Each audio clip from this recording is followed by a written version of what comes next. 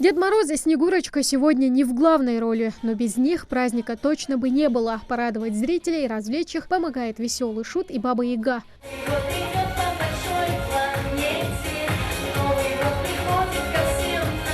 Василиса Прекрасная и даже пираты, собравшихся, развлекают персонажей из различных сказок. Они не только участвуют в маленьком спектакле, но также поют и играют. В театрализованной концертной программе около 20 артистов. Постановка авторская, ее готовили специально. Разрабатывали сценарий, продумывали номера и шили костюмы. Начали мы еще с октября готовиться, поскольку это очень важный праздник. Мы трудились усердно, каждый раз свои реквизиты приносили каждый. Работали мы долго над этим концертом. Оправдались ваши ожидания? Довольны результатом? Да, довольны. Оправдались, очень даже. Все хорошо выступают, все у нас получается. А вот ты сегодня в роли кого? Я сегодня в роли шута.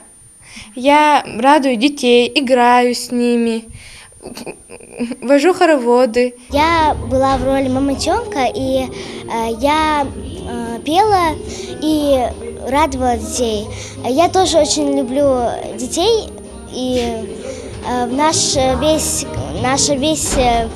компания наша, она подготовилась очень хорошо, мы моментально готовились. Дети счастливы, а значит, праздник удался. Волшебная сказка дарит веру в новогоднее чудо. Такие представления помогают создать незабываемую атмосферу.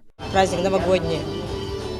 Мы тщательно готовили, если честно. Даже ребенок предо мной сказал 2 месяца, даже еще больше занимались.